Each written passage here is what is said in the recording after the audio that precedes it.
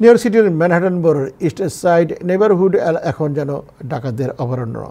ফলে প্রতিদিন আতঙ্কে কাটছে ব্যবসা প্রতিষ্ঠানের মালিক ও কর্মচারীদের সময়। প্রায় 1 বছর ধরে ডাকাতদের কবলে পড়ে সর্বশান্ত হচ্ছেন ব্যবসায়ী থেকে পথচারীরাও। সর্বশেষ মঙ্গলবার এক বাংলাদেশের মালিকানাধীন একটি স্টোরে ডাকাতির ঘটনা ঘটে। বিস্তারিত এইচকে সোহাগের রিপোর্টে। ম্যানহাটনের রেভিংটন স্ট্রিট এবং 123 ইজিক্স স্ট্রিটে ব্যবসা করছেন বাংলাদেশি আলাউদ্দিন মঞ্জু। বিগত 30 বছর ধরে তার ডিপার্টমেন্টাল ব্যবসা। গত 1 এপ্রিল বিকাল 3টার সময় তার স্টোরে একজন ডাকাত ঢুকে অস্ত্রের মুখে পুরো ক্যাশ নিয়ে যায়। পরের দিন 2 এপ্রিল পুনরায় আরেকজন কৃষ্ণাঙ্গ এসে মূল্য না দিয়ে মালামাল নিয়ে যায়। Don't move. Don't move. Don't move. Don't move. Don't fucking move. Don't fucking move. Don't fucking move. Don't fucking move. Don't fucking move. Don't fucking move. What the fuck I say? What the fuck I said?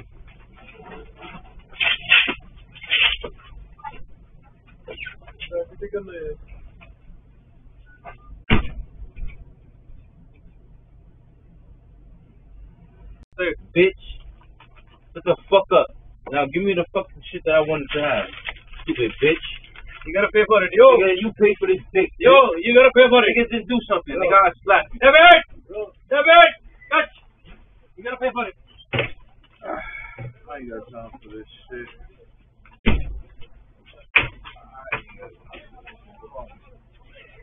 আগে মোটামুটি আমরা ভালোই আছিলাম। এই বিগত 1 বছর ধরে এই এলাকাটা একটু ডিফারেন্ট হয়ে গেছে। মাঝে মধ্যে এইগুলা হইতেছে। কয়েকদিন আগে এদের আরেকটা দোকান হয়েছে, সেম ক্যাশিয়ার আছিল ওইখানে। এখন আজকে এইটা দিনে হয়ে গেছে, কিন্তু এইগুলা এখন একটু ভয় লাগতেছে এই এলাকাটা। আচ্ছা, এখানে আমার তো আমি কাজ করি 127 লডলো স্ট্রিটে একটা শোর আছে, এখানে আমি রাত্রে শিফটে কাজ করি। আগে আমরা মোটামুটি নিরাপত্তা ছিল, ইদানিং মনে করেন এই বছর খানেক ধরে এলাকার যে আইন শৃঙ্খলা পরিস্থিতি খুবই শোচনীয়। কারণ এখানে পুলিশ কল করলে সহজে পুলিশ মিলে না এবং প্রায় সময় রবারি হয়। এই এলাকায় এমন অবস্থা চলছে প্রায় 1 বছর ধরে, যেন দেখার কেউ নেই। পাশাপাশি এলাকায় বাড়ছে হোমলেসদের জীবনযাপন, জানালেন এখানকার বাসিন্দারা। Okay, this neighborhood has changed so much. New people in the neighborhood, a lot of homeless, no more protection from the police. Police don't come like before. Before, police used to come by and ask people how's the store, how's everything. No more, you don't see that no more. And a lot of homeless people, and it's not right. Then if we beat the guy up, we get in trouble. You understand? উদ্ভূত পরিস্থিতিতে নিরাপত্তা ঝুঁকিতে জীবন পার করছেন স্থানীয় অধিবাসীরা।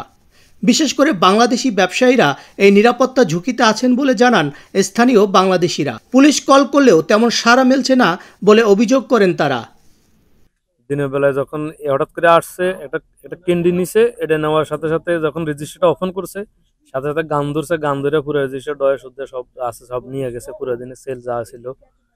পরে দিয়ে police call দিছে, পুলিশ আসছে, তো এর আগে গেছে গা, পুলিশ ভিডিও নিছে, নিছে। বাট আমরা অবশ্যই এটার জন্য খুবই দুঃখ পাচ্ছি। আমি অনেক হ্যাপি, কারণ একদিকে যে আমার এমপ্লয়িগুলো সেভ হয়েছে, টাকা নিছে বড় কথা, কিন্তু তারা যে সেভ আছে এতটুকু আমি অনেক শুক্রিয়া আদায় করি আল্লাহর কাছে।